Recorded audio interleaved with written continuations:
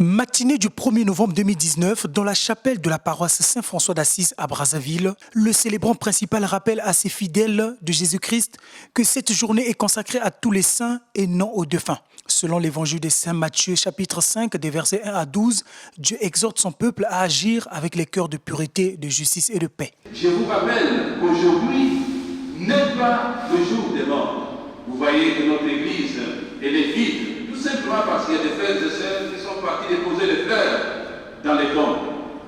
Cet exercice, ce rituel devrait être préparé pour réserver le 2 novembre, jour que l'Église commémore la fête de ceux qui sont morts.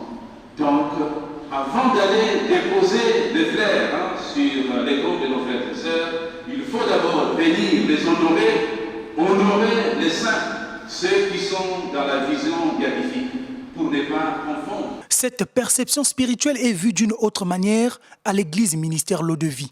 Le leader de ce cadre religieux estime que la fête de la Toussaint ne cadre pas avec les textes bibliques. La Bible ne nous recommande pas de chaque fois il faut célébrer la fête des morts. Ça n'existe pas.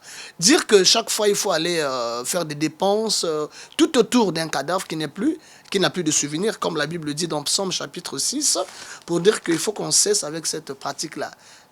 Bibliquement parlant, Dieu défend cela. Car celui qui meurt n'a plus ton souvenir. Qui te luira dans le séjour des morts? La personne qui meurt n'a plus de souvenirs. Donc, il n'y a plus de relation entre un vivant et un mort. Pour un autre serviteur de Dieu, membre du Conseil supérieur des églises de Réveil du Congo, peu importe les croyances des uns et des autres, la solennité de la Toussaint devrait être un moment de méditation pour se souvenir des bonnes œuvres des personnes disparues.